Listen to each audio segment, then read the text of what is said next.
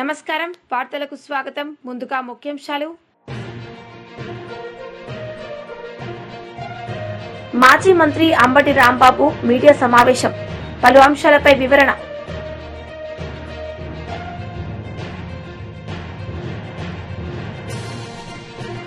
RS Praveen Kumar media సమావేశం CM Revanth రెడ్డిపై fire RS Praveen Kumar media సమావేశాన్ని నిర్వహించారు. సందర్భంగా పలు అంశాలపై వారు మాట్లాడారు. మహిళలకు పూర్తిగా రక్షణ ఉండేది. కేసీఆర్ గారి హయాంలో షీ టీమ్స్ పెట్టారు. వేలాది మంది మహిళలను పోలీసు కానిస్టేబుల్గా రిక్రూట్ చేశారు. మహిళలకు మొట్టమొదటిసారిగా 33% రిజర్వేషన్ పోలీసు రిక్రూట్మెంట్లో ఇచ్చారు. 11 లక్షల సీసీటీవీ కెమెరాలు ఈ తెలంగాణ రాష్ట్రంలో పెట్టారు. బహుశా దేశంలో తెలంగాణలో ఉన్నన్ని సీసీటీవీ కెమెరాలు దేశంలో మరెక్కడ ఉండవు. బహుశా లండన్లో ఉంటాయి, లేకపోతే వేరే పాశ్చాత్య దేశాల్లో ఉంటాయి, కానీ ఇండియాలో మాత్రం ఇన్ని లేవు. సో 11 లక్షల సీసీటీవీ కెమెరాలు వారు పెట్టారు. అదేవిధంగా షీ టీమ్స్ పెట్టారు, భరోసా సెంటర్లు పెట్టారు, సఖీ సెంటర్లు పెట్టారు. ఎన్నో మహిళల కోసం ఎన్నో రకరకాల కార్యక్రమాలు. ప్రత్యేకించి నేను రక్షణ గురించి మాట్లాడుతున్నాను. కేసీఆర్ కిట్ల గురించి కానీ, కళ్యాణ లక్ష్మి పథకాల గురించి కానీ, పావలా వడ్డీ రుణాల గురించి, వాటి గురించి ఇక్కడ నేను ప్రస్తావించడం లేదు. కానీ ప్రత్యేకించి మహిళల రక్షణ కోసం మాత్రం వారు చాలా అంటే చాలా కార్యక్రమాలు చేశారు. అందువల్ల మహిళలు సంపూర్ణంగా చాలా సురక్షితంగా మరి తిరిగారు. కానీ ఈరోజు నేను ఈ ప్రెస్ మీట్ బీఆర్ఎస్ పార్టీ నాయకులం అందరం ఎందుకు ఈ ప్రెస్ మీట్ ప్రత్యేకంగా పెట్టాల్సి వస్తుందంటే, గత వారం రోజుల్లోనే తెలంగాణ రాష్ట్రంలో 4 మహిళల మీద అత్యాచారాలు అయినాయి. ఇది చాలా ఆందోళన కలిగించే విషయం.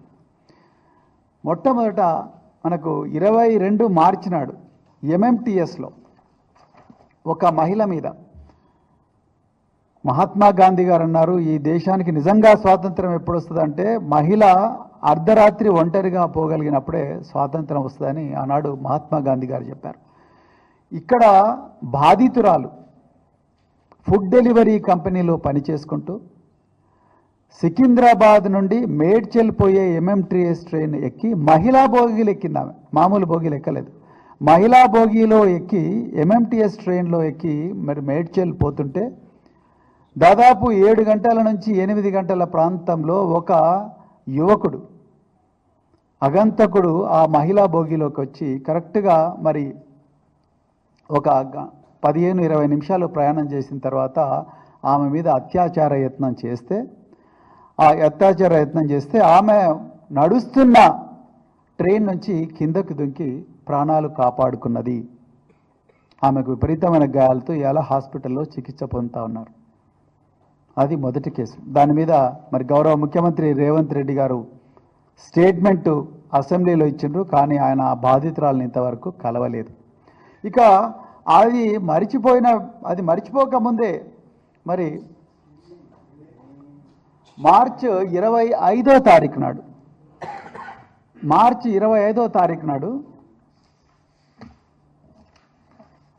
సంగారెడ్డిలో భర్తను కొట్టి ఉదయం 4 గంటలకు కంది మండలంలో తిలోత్తమ్ గార్డెన్స్ దగ్గర భర్తను కొట్టి భర్త ముందరే భార్యను తీసుకుపోయి సామూహికంగా అత్యాచారం చేసిండ్రు ఉదయం 4 గంటలకు.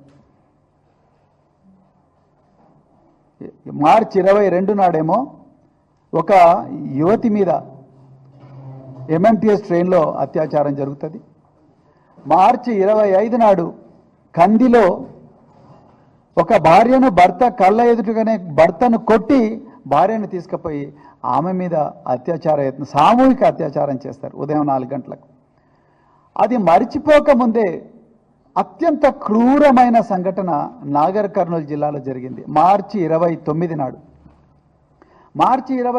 నాడు ఒక మహిళ ఆమె సహచరుడు ఇద్దరు కూడా దైవ దర్శనం కోసం ఊరుకొండపేట అనే మండలంలో ఉండే ఆంజనేయ స్వామి దేవాలయానికి సాయంత్రం పూట రాత్రిపూట వస్తే అక్కడ ఉండే 7 మంది యువకులు బహిరంగంగానే తాగుతూ ఈ మహిళను అత్యంత క్రూరంగా అతన్ని కొట్టి చెట్టుకు కట్టేసి ఈమెను అత్యంత క్రూరంగా ఆమె మీద అత్యాచారం చేసిండ్రు.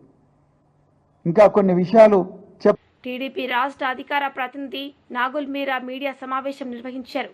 సందర్భంగా పలు అంశాలపై వారు మాట్లాడారు.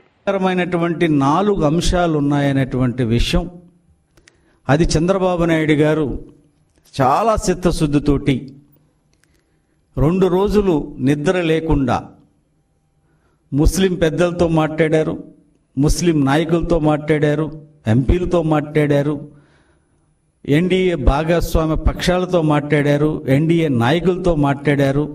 అందులో 4 3 మరి సవరణ చేయటంలో చంద్రబాబు నాయుడు గారు చిత్తశుద్ధిని ముస్లిం సమాజం అంతా హృదయపూర్వకంగా అభినందిస్తూ ఉన్నాం. అయితే ఒక్క సవరణ మాత్రం అది కొద్దిగా ముస్లిం సమాజానికి ఇబ్బందికరమైనటువంటి సవరణ. వక్ఫ్ బోర్డులో 22 మంది సభ్యులుంటే అందులో 4 ఎక్సఫిషియా మెంబర్లుగా ముస్లిం ఇతరులు ఉండాలనేటువంటి ఒక సూచన ఉంది. దాన్ని తెలుగుదేశం పార్టీ అలా వద్దు అనేటువంటి అభ్యంతరాన్ని కూడా వ్యక్తం చేసి చివరికి కనీసం ఆ నిబంధనని రాష్ట్ర ప్రభుత్వాలకు వదిలేయండి, రాష్ట్ర ప్రభుత్వాలు ఇష్టానికి వదిలేయండి అని కూడా చంద్రబాబు నాయుడు గారి సూచన మేరకు దాని సూత్రప్రాయంగా కూడా కేంద్రం అంగీకరించడం జరిగింది. ఎందుకంటే అది చాలా అభ్యంతరకరమైన విషయం. ఒక్క విషయం ఈ సందర్భంగా రాష్ట్రంలో ఉన్నటువంటి ముస్లిం సమాజానికి తెలియజేస్తా ఉన్నాను. నారా చంద్రబాబు నాయుడు గారు ముస్లింల మనోభావాలకు ఏ రకమైన ఇబ్బంది వచ్చినా అది ఒప్పుకునేటువంటి తత్వం కలిగినటువంటి వ్యక్తి కాదు. ఈరోజు 100% సెక్యులర్ భావాలు కలిగినటువంటి వ్యక్తి. ఈ రాష్ట్రంలో ముస్లిం సమాజాన్ని అన్ని రంగాల్లో ముందుకు తీసుకురావడంలో ఆనాడు ఎన్టీ రామారావు గారు కానీ చంద్రబాబు నాయుడు గారు కానీ చిత్తశుద్ధితో పనిచేస్తున్నటువంటి విషయం ముస్లిం సమాజానికి స్పష్టంగా తెలుసు. కాబట్టి ఈ రాష్ట్రంలో ఉన్నటువంటి ముస్లింల మనోభావాలకు వ్యతిరేకంగా ఈ ప్రభుత్వం పోదనేది మాత్రం ఈ సమాజానికి నేను ఇస్తున్నటువంటి హామీ. ఇది చంద్రబాబు నాయుడు గారి తరపున. ఎందుకంటే రాత్రి 3 గంటల వరకు కూడా వారు మాట్లాడారు నాయకులందరితో కూడా. ఈ సందర్భంలో ఇవాళ వైసీపీ దారుణమైనటువంటి పద్ధతులు వ్యవహరిస్తూ ఉంది. ఎంత నీచం అంటే అసలు జగన్మోహన్ రెడ్డికి మనసుందా నేను అడుగుతా ఉన్నాను. అంటే ముస్లిం సమాజాన్ని మభ్యపెడితే అబద్ధాలు చెబితే ఈనేటువంటి పరిస్థితుల్లో ఉన్నారా? అంత చైతన్యవంతంగా లేరని అనుకుంటున్నాడా జగన్మోహన్ రెడ్డి? ఈ రోజున నువ్వు ఆ రోజు సిఏఏ కానీ ఎన్ఆర్సీ కానీ 370 కానీ ఆర్టికల్ 3 కానీ పార్లమెంట్లో చట్టాలు చేస్తున్నప్పుడు ఏ ఒక్క సవరణ అడిగినటువంటి పాపాన జగన్. మాజీ మంత్రి అంబటి రాంబాబు మీడియా సమావేశం నిర్వహించారు. ఈ సందర్భంగా ఆయన మాట్లాడారు. ప్రత్యేక హోదా కన్నా ప్రత్యేక ప్యాకేజీ మంచిదని ప్రత్యేక హోదాని మంట కలిపినటువంటి వ్యక్తి నారా చంద్రబాబు నాయుడు గారు. దానివల్ల రాష్ట్రం ఎంతగా నష్టపోయిందో నేను మీకు ప్రత్యేకంగా చెప్పవలసిన అవసరం లేదు. ప్రత్యేక హోదా ఉన్నట్టయితే మరో రకంగా ఉండేది. సరే, చాలా మంది అనొచ్చు, మీరు వచ్చారు కదా అధికారంలోకి ప్రత్యేక హోదా తీసుకురాలేకపోయారంటే అవకాశం లేకోకుండా పోయింది. ప్రత్యేక హోదాని మంట కలిపినటువంటి వ్యక్తి నారా చంద్రబాబు నాయుడు గారు. ఎందుకని ఈ విషయాన్ని నొక్కి చెబుతున్నానంటే ఇవాళ అంతకన్నా ఒక ప్రమాదకరమైన పరిస్థితిని ఆంధ్ర రాష్ట్రంలో చంద్రబాబు నాయుడు గారు చేస్తున్నారు. అదేమిటంటే మనకు రాష్ట్రం విడిపోయినప్పుడు ఒక ప్రత్యేక హోదా, అదేవిధంగా పోలవరం ప్రాజెక్టు నిర్మాణం మనకి ఇస్తామని విభజన చట్టంలో పెట్టారు. ఇవాళ నేను మనవి చేస్తున్నా, పోలవరం ప్రాజెక్టుని సర్వనాశనం చేసే విధంగా నారా చంద్రబాబు నాయుడు గారు ఇవాళ నిర్ణయాలు తీసుకుంటున్నారు. పోలవరం 2 ఎత్తులు అంటే 41.15 ఒక లెవెలు, 45.72 ఒక లెవెలు. మొత్తం టోటల్గా పోలవరం పూర్తి నిర్మాణం జరగాలి అంటే 45.72 లెవెల్కి నీరు నిలపగలగాలి. అలా నీరు నిలిపినప్పుడు మాత్రమే ఖచ్చితంగా ఎన్ని టీఎంసీలు ఉండాలో అన్ని టీఎంసీలు దానిలో నిలుస్తాయి. దానికి కావలసినటువంటి అన్ని వనరులు ఏర్పడతాయి. మీ అందరికీ తెలుసు, మొత్తం టోటల్గా పోలవరం ప్రాజెక్టు పూర్తి అయితే కృష్ణా డెల్టాకు కావాల్సినటువంటి 80 టీఎంసీలు కానీ, లేదు గోదావరికి సంబంధించి గోదావరి డెల్టాకు కావాల్సినటువంటి నీరు కానీ, ఇండస్ట్రియల్కి ఏదైతే విశాఖపట్నంలో ఇండస్ట్రీస్ కావాల్సినటువంటి నీరు కానీ, లేదా త్రాగునీరు కానీ, ఇవన్నీ కూడా రావడానికి అవకాశం ఉంటుంది. అది 45.72 లెవెల్ వరకు కూడా ప్రాజెక్టు నిర్మాణం చేసి నీరు నిలపగలిగితే అది సాధ్యమవుతుంది. కానీ దురదృష్టం ఏంటంటే 45.72 లెవెల్కి మనం వాటర్ నిలపగలిగితే, అప్పుడు దాకా పూర్తి చేయగలిగితే 194.6 టీఎంసీలు నిల్వ చేసుకోవడానికి అవకాశం ఉంటుంది. కానీ దురదృష్టం ఏమిటంటే చంద్రబాబు నాయుడు గారు అధికారంలోకి వచ్చినప్పుడల్లా అన్యాయం జరుగుతుందని చెప్పడానికి ఇది ఒక తాజా ఉదాహరణ. ఏంటంటే ఇవాళ 41.15కు మాత్రమే కేంద్ర ప్రభుత్వం నిధులు ఇచ్చేందుకు సిద్ధపడింది. దానికి నారా చంద్రబాబు నాయుడు గారు అంగీకరించి మరొక ద్రోహానికి పాల్పడ్డారు. ఇది ఇంతకు ముందు కూడా చెప్పాం మేము చాలా సందర్భాల్లో. నేను ప్రత్యేకంగా చెప్పాను. ఇవాళ జలశక్తి వార్షిక నివేదికలో చాలా క్లియర్గా ఇచ్చారు. అయ్యా 41.15కు మాత్రమే మేము నిధులు ఇస్తాము. ఆ నిధులు కూడా 12,157.53 కోట్లు ఇచ్చి మేము తప్పుకుంటున్నాము అని చెప్పారు. అంటే ఇక్కడ గమనించాల్సింది ఏంటంటే 30,000 కోట్ల పైచీలకు పూర్తి చేస్తారు. ఇంకా 45.72కి నీరు నిలపాలి అంటే ఇంకా సుమారుగా 25,000 కోట్ల రూపాయలు కావాలి. దానికి మాత్రమే ఇవ్వమని చెప్పేశారు, చేతులు ఎత్తేశారు. చంద్రబాబు నాయుడు గారు అంగీకరించారు. చంద్రబాబు నాయుడు గారు ఎందుకు అంగీకరించారంటే పోలవరం పోయినా పర్వాలేదు కానీ ఆయనకి వేరే ఇంట్రెస్టులు ఉన్నాయి. ఆ ఇంట్రెస్టులు కాపాడుకోవడం కోసం దీన్ని అంగీకరించి ఇవాళ మంట గలిపేటటువంటి కార్యక్రమం చేస్తున్నారు. ఇంకా బనకచెర్ల నీరు ఎత్తిపోతల పథకాలు ఇవేమి ఉండవు. అనుసంధానాలు అసలు ప్రశ్నే లేదు. చివరికి గోదావరి డెల్టాకు నీరు ఇవ్వడానికి కూడా పూర్తిగా పనికిరానటువంటి స్థాయిలోకి ఇవాళ ఈ పోలవరం ప్రాజెక్టుని దిగజార్చేటటువంటి కార్యక్రమం నారా చంద్రబాబు నాయుడు గారు చేస్తున్నారు. ఇది చాలా దుర్మార్గమైనటువంటి విషయం.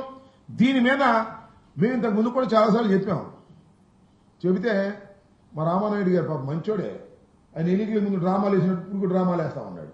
నీకు 15,000 నీకు 15,000 నీకు 15,000 అని చెప్పాడే, అలాగే డ్రామాలు వేసి కామో కూర్చుంటున్నాడు. అయ్యే నేను మనం చేస్తున్నా 41.15 లెవెల్కి మీరు దిగజార్చేశారు అంటే దానికి లేదండి మేము తర్వాత పూర్తి చేస్తా ఉంటారు. మీరు కాదయ్యా చెప్పాల్సింది, కేంద్ర ప్రభుత్వం చెప్పాలి అంటే మేము కేంద్ర ప్రభుత్వంలో భాగం కదా మేము చెబుతా ఉంటున్నారు. చాలా దుర్మార్గం. ఇవాళ మొత్తం కేంద్ర ప్రభుత్వం దీని నుంచి మాట తప్పడం, మడమ తిప్పడం జగన్ రెడ్డి నైజమని టీడీపీ ఎమ్మెల్యే నక్క ఆనంద్ బాబు విమర్శించారు. సందర్భంగా ఆయన మీడియాతో మాట్లాడారు. వైసీపీ వ్యతిరేకమని చెప్పాడు. లోక్సభలో వ్యతిరేకంగా ఓటు చేశారు. రాజ్యసభకు వచ్చేసరికి అనుకూలంగా ఓటు చేసి ఓటింగ్ అయిపోయిన తర్వాత పార్టీ నుంచి విప్పు జారీ చేశారు. పార్లమెంటు చరిత్రలో ఇప్పటి వరకు ఓటింగ్ అయిన తర్వాత విప్పు జారీ చేసినటువంటి సంఘటనలు కానీ జారీ చేసిన పార్టీలు కానీ ఇప్పటి వరకు లేవు. ఇది ముస్లింల విషయంలో ఒక జగన్మోహన్ రెడ్డే ఇటువంటి దుశ్చర్యకి పాల్పడ్డాడు, ఇంతటి మోసానికి పాల్పడ్డాడు అనేది ఇలా దేశం అంతా చూస్తూ ఉంది. నేషనల్ మీడియా కోడైకొస్తా ఉంది వీళ్ళు చేసినటువంటి ఈ మోసం అనేది. ఎందుకంటే జగన్ సూచనలతోటే రాజ్యసభలో వాళ్ళు మద్దతుగా ఓటేశారు ఎంపీలు. ఇది యథార్థం. ఎన్డీఏ ప్రభుత్వానికి లోక్సభలో పూర్తి మెజారిటీ ఉంది. నువ్వు వ్యతిరేకంగా వేస్తావా అనుకూలంగా వేస్తావా తర్వాత విషయం. నువ్వు ఏ స్టాండ్ తీసుకున్నావో ఆ స్టాండ్కి రాజ్యసభలో నువ్వు కట్టుబడి ఉన్నట్టయితే అప్పుడు తెలిసేది ఏమయ్యేది అనేది. నువ్వు ఇక్కడ కప్పదాట వ్యవహారం చేశాడు. లోక్సభలో వ్యతిరేకంగా ఓటు చేసి రాజ్యసభలో అనుకూలంగా ఓటు చేసి మళ్ళా మోసం చేయడానికి వ్యతిరేకంగా ఓటు చేయమని విప్పు జారీ చేశాను అన్నాడు. విప్పు మళ్ళా వెనక్కి తీసుకున్నారు. సో రకరకాల డ్రామాలు ఆడారు. ఇప్పుడు అసలు వీళ్ళ స్టాండ్ ఏంటి అనేది స్పష్టంగా చెప్పే ధైర్యం లేకపోతే ఒక రాజకీయ పార్టీకి ఏ విధంగా చెప్పాలి? ఒక రాజకీయ పార్టీ ఒక అంశం మీద స్పష్టమైన అవగాహన ఉండాలి, ఒక స్టాండ్ తీసుకోవాలి. ఇలా చంద్రబాబు నాయుడు గారు ఎన్డీఏలో మేము భాగస్వామ్య పక్షాలుగా పూర్తి స్టాండ్తో ఉన్నారు. ఆ అంశం మీద ఎక్కడ కూడా నష్టం జరగకూడదు, ఈ బిల్లు ద్వారా ముస్లిం సమాజానికి ఎటువంటి నష్టం జరగకూడదు, దానిలో ఉన్నటువంటి క్లాజుల మీద పూర్తి స్థాయిలో అవగాహనతో తెలుగుదేశం పార్టీ చర్చించి అనేక రకాలుగా ఈ వక్ఫ్ సవరణ బిల్లుకు సంబంధించి ఏదైతే జాయింట్ పార్లమెంటరీ కమిటీ జేపీసీ ఏర్పాటైందో ఆ జేపీసీ ముందు అనేక సవరణలు ప్రతిపాదించి ఆ సవరణలన్నీ కూడా దగ్గరుండి చేయించినటువంటి పార్టీ తెలుగుదేశం పార్టీ. నువ్వు అన్ని రాజకీయ పార్టీలు కూడా పార్లమెంట్లో వాళ్ళ యొక్క అభిప్రాయాలు చెప్పారు, నిర్మోహమాటంగా మాట్లాడారు. ఈ వైసీపీ జగన్మోహన్ రెడ్డి స్టాండ్ ఏందో బయట చెప్పలా, లోపల చెప్పలా. వీళ్ళ చిత్తశుద్ధి ఏంటో ఇక్కడ అర్థమవుతా ఉంది. చేస్తే ధైర్యంగా చేయాలి, మేము చేసినట్టుగా చంద్రబాబు నాయుడు గారు చెప్పినట్టుగా డైరెక్ట్గా చెప్పాలి. అట్లా కాకుండా ఈ విధంగా బయట ఒకటి చెప్పి లోపల ఒకటి చేసి ఈ విధంగా ప్రవర్తించిన దేనికి? నువ్వు రాజ్యసభలో అనుకూలంగా ఓటు ఎందుకు వేసావు? నీ మీద ఉన్న కేసులు, భయము, నీకు మళ్ళా వాళ్ళని చూస్తే భయం, కేంద్ర ప్రభుత్వాన్ని చూస్తే వణుకు, నీకు ఏం చేస్తారో నేను ఒక దడ. నువ్వు తీసుకున్న స్టాండ్ గట్టిగా నిలబడలేని పరిస్థితి, నీ భయం, నువ్వు ఒక సమాజాన్ని మోసం చేస్తున్నావు అనేది ఇవాళ ప్రత్యేకంగా అందరూ కూడా అనుకుంటా ఉన్నారు. ఇప్పుడు టీడీపీ ఇవాళ ఒక బోర్డులో ముస్లిమేతరులు ఉండొచ్చు అనేది ఒకటి జేపీసీలో తీసుకొచ్చి దాన్ని వ్యతిరేకించాం. అది రాష్ట్రాలకు వదిలిపెట్టమన్నాం, దాన్ని సాధించారు సవరణలో. అదేవిధంగా వివాదాలు ఏమన్నా వక్ఫ్ భూముల మీద ఏమైనా వివాదాలు వస్తే కలెక్టర్లకు అధికారాలు ఇస్తే కలెక్టర్లకు కాదు రాష్ట్ర ప్రభుత్వాలకి వదిలేయాలని చెప్పి అదొక సవరణ చేసి దాన్ని సాధించాం. ఈ విధంగా దాదాపు 3-4 సవరణలు ప్రతిపాదించి వాటిని అమలు చేయించుకున్నటువంటి బాధ్యతాయుతమైనటువంటి పార్టీ తెలుగుదేశం పార్టీ. మీరేమో అసలు ఈ double game, double role play చేసి ఏది చెప్పాలో కూడా అర్థం కాని పరిస్థితుల్లో ఓ పక్క భయము, ఓ పక్క వీళ్ళ ఓట్లు పోతేమోనని ఇంకో రకమైన భయం రాష్ట్రంలో. ఇటువంటి పరిస్థితుల్లో మోసమే మన ఎజెండాగా పెట్టుకొని పనిచేసినటువంటి పార్టీ వైసీపీ పార్టీ అని చెప్పి ఇలా వీళ్ళకి ఏదో వాళ్ళ స్టాండ్ చెప్పే ధైర్యం లేనటువంటి చేతకాని పార్టీ ఈ పార్టీ అని చెప్పి చేతకాని నాయకుడు జగన్ అనేది ఇవాళ ముఖ్యంగా అర్థం చేసుకోవాలి. ముస్లిం నేతలు ఎవరైతే ఆ పార్టీలో ఉన్నారో వాళ్ళందరూ ఆలోచించండి, మీ నాయకుడి స్టాండ్ ఏంటి? మీ నాయకుడికి అసలు సిగ్గుందా? బీజేపీ నేతలు మీడియా సమావేశం నిర్వహించారు. ఈ సందర్భంగా పలు అంశాలపై వారు మాట్లాడారు. అదే రకంగా పాత నగరానికి సంబంధించినటువంటి గోల్కొండ భాగ్యనగర్ అధ్యక్షులు, మా కార్పొరేటర్సు, ఉపనాయకులు, అదే రకంగా శ్రీనివాస్ గారు సీనియర్ మా భారతీయ జనతా పార్టీ నాయకులు. ఈనాడు భారతీయ జనతా పార్టీ హైదరాబాద్ స్థానిక సంస్థ ఎన్నికల యొక్క ఎమ్మెల్సీ ఎన్నికల యొక్క దాంట్లో గత 3 రోజుల నుంచి మా కార్పొరేటర్స్తోని, మా నగర అధ్యక్షుల వారులతోని, మిగతా భారతీయ జనతా పార్టీ సీనియర్ నాయకులతోని, మా పెద్దలు శ్రీ రామచంద్రరావు గారు అందరితో మాట్లాడి, కేంద్ర పార్టీ నాయకత్వంతో కూడా మాట్లాడి, ఎవరైతే భారతీయ జనతా పార్టీ స్థానిక సంస్థల ఎమ్మెల్సీగా ఉంటే బాగుంటుందని ఆలోచన వచ్చినప్పుడు చివరగా మొదటి నుంచి కూడా విద్యార్థి పరిషత్తులో పనిచేస్తూ అఖిల భారత విద్యార్థి పరిషత్తులో భాగ్యనగరానికి సంఘటన సహమంత్రిగా, అదే రకంగా సోషియాలజీలో డాక్టరేట్ పట్టా పొంది 30 సంవత్సరాలు ఏబీవీపీలో పనిచేసి గత 15 సంవత్సరాల నుంచి కూడా భారతీయ జనతా పార్టీలో పనిచేస్తూ రామచంద్రరావు గారు భాగ్యనగర్ గ్రేటర్ హైదరాబాద్ భారతీయ జనతా పార్టీ అధ్యక్షులుగా ఉంటే ప్రధాన కార్యదర్శిగా ఉండి 2 పర్యాయాలు, అదే రకంగా మొన్నటి వరకు కూడా Bharatiya Janata party greater Hyderabad central అధ్యక్షులుగా ఉన్నటువంటి డాక్టర్ గౌతమ్ రావు గారి పేరు ఫైనల్గా కేంద్ర పార్టీ మాన్యులు గౌరవనీయులు పెద్దలు కేంద్ర మంత్రివర్యులు భారతీయ జనతా పార్టీ రాష్ట్ర అధ్యక్షులైనటువంటి శ్రీ కిషన్ రెడ్డి గారు, అదే రకంగా కేంద్ర మంత్రివర్యులైనటువంటి శ్రీ బండి సంజయ్ కుమార్ గారు, మరియు కేంద్ర ఓబీసీ మోర్చా భారతీయ జనతా పార్టీ అధ్యక్షులు, పార్లమెంటరీ బోర్డు మెంబరు, రాజ్యసభ సభ్యులైనటువంటి డాక్టర్ లక్ష్మణ్ గారితో కూడా అందరితో మా రామచంద్రరావు గారు సంప్రదించి మరి వారి నేతృత్వంలో ఈ పేరు కేంద్ర పార్టీ ప్రకటించినటువంటి విషయము మీ ద్వారా కూడా మరి వారి పేరు మరొకసారి అఫీషియల్గా ప్రకటన చేస్తున్నాము. డాక్టర్ ఎన్ గౌతమ్ రావు గారు భారతీయ జనతా పార్టీ మరి ఈ ఎమ్మెల్సీ ఎన్నికల్లో మాజీ మంత్రి మెరుగు నాగార్జున మీడియా సమావేశం నిర్వహించారు. సందర్భంగా ఆయన మాట్లాడారు. చెప్పాడు, ఒక అడుగు ముందుకేసి మా గుంటూరు జిల్లా ఎంపీ అయితే మైనారిటీలకు అన్యాయం జరిగితే నేను రాజీనామా చేస్తానని చెప్పాడు. ఇప్పుడు మొత్తం వారందరినీ ద్రోహం చేసేసారు మైనారిటీలను.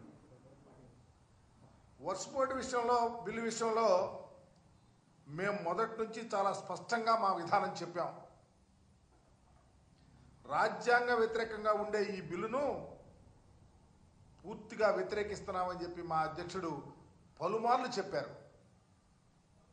ఆ మేరకు లోక్సభలో వ్యతిరేకంగా ఓటేశాం, నిన్న రాజ్యసభలో ఓటేశాం. దీంతో రాష్ట్రంలో ఉన్న మైనారిటీలంతా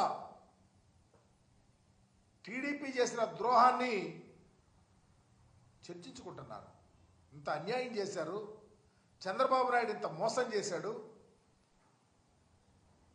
వాడదాటిన దాకా ఓడమల్లన్న, వాడదాటిన తర్వాత బోడిమల్లన్న అనే విధంగా మమ్మల్ని మోసం చేశారని నిలదీస్తుంటే దీన్ని తప్పించుకోవటానికి చంద్రబాబు ఏం చేశాడు? యథావిధి యథారాజా తథా ప్రజ అనే విధంగా డైవర్షన్ పాలిటిక్స్ మొదలైశాడు. దాంతో వైఎస్ఆర్ కాంగ్రెస్ పార్టీ రాజ్యసభలో విప్పు జారీ చేయలేదని, బిల్లు అనుకూలంగా ఓటు వేసిందని మనుగడ అంతకన్నా ఉండదు. ఆయన అబద్ధాలు చెప్తూ ఉంటాడు. వారికి సంబంధించినటువంటి మీడియా వాళ్ళు పుంఖాలుగా వారి సానుభూతి పరులు వాటిని పబ్లిష్ చేస్తూ ఉంటారు. ఇలాగే పైకి వచ్చాడు. ఆయన యొక్క ఎన్టీ రామారావు గారి వెన్నుపోటు దగ్గర నుంచి మొన్నటి అప్పులకు సంబంధించిన అబద్ధాల దాకా ఈరోజు ప్రజలను మోసం చేస్తున్న P4 కార్యక్రమం వరకు అన్ని అబద్ధాలే. ఉదాహరణకి అప్పులకు సంబంధించి ఎన్నికలకు ముందు 14 లక్షల కోట్ల రూపాయల అప్పులున్నాయని చెప్పాడు ప్రచారంలో. ఇప్పుడేమో 10 లక్షల కోట్ల అప్పులున్నాయని చెప్తా ఉన్నాడు. ఆధారాలు చూపేవంటే నో అంటాడు. చివరికి మీరు ప్రవేశపెట్టిన బడ్జెట్లో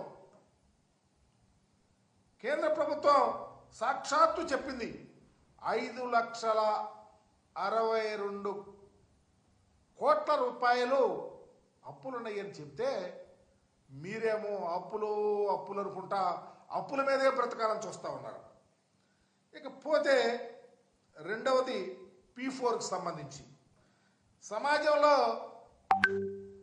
20% పేదలు, వాళ్ళకి సంబంధించి 10% బాగా సంపన్నులు ఉన్నారు, వారికి అప్పగిస్తారని చెప్తా ఉన్నాడు.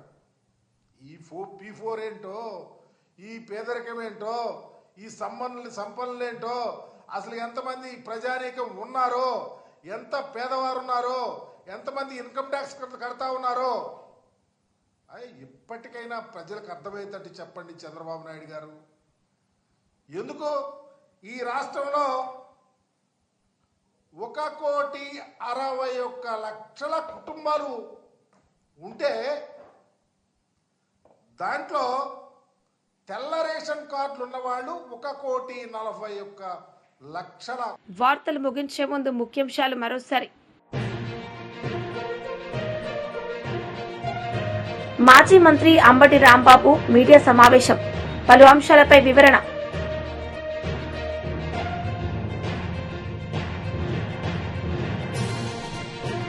ఆర్ఎస్ ప్రవీణ్ కుమార్ మీడియా సమావేశం, సీఎం రేవంత్ రెడ్డిపై ఫైర్. ఈ వార్తలు ఇంతటితో సమాప్తం. తిరిగి ప్రసారమయ్యే వార్తల్లో మళ్ళీ కలుద్దాం. అంతవరకు సెలవు. నమస్తే.